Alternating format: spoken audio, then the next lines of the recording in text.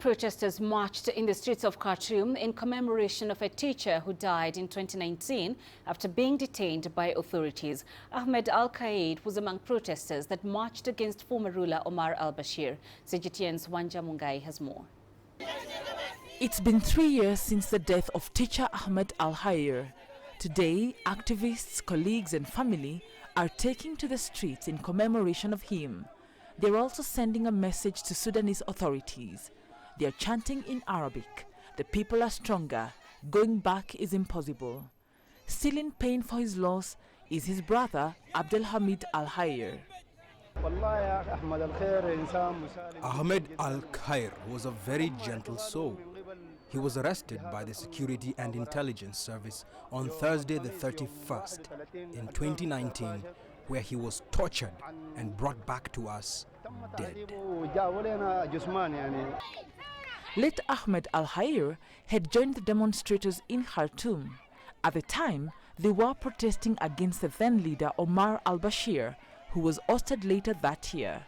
A post-mortem conducted on the deceased body indicated Ahmed had succumbed to injuries from beatings. Security officials, however, had claimed Ahmed died of food poisoning.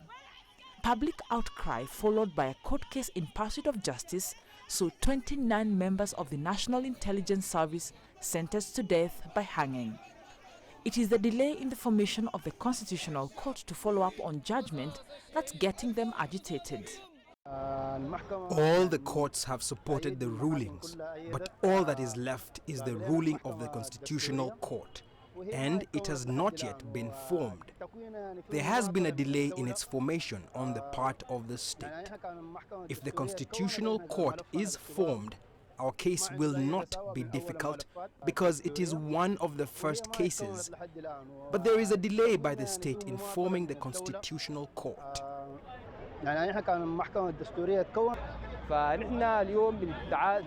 Today we are calling for all Sudanese teachers and the masses of the Sudanese people, professionals and resistance committees to commemorate his memory and to remind the judiciary, the public prosecution and the judiciary in particular that the issue of the martyr Ahmed Al-Khaid is a national issue and his killing is that of the whole nation. It is necessary for all Sudanese to demand justice and the establishment of the Constitutional Court.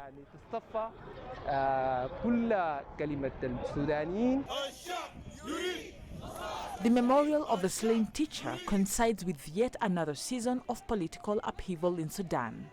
The Sudanese people have been protesting since October last year.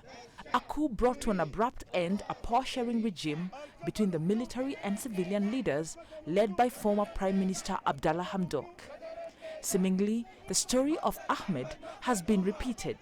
According to the Central Committee of Sudanese Doctors, 79 civilians have so far died and more than 2,000 injured by officials during crackdowns on protesters. Wanja Mungai, CGTN.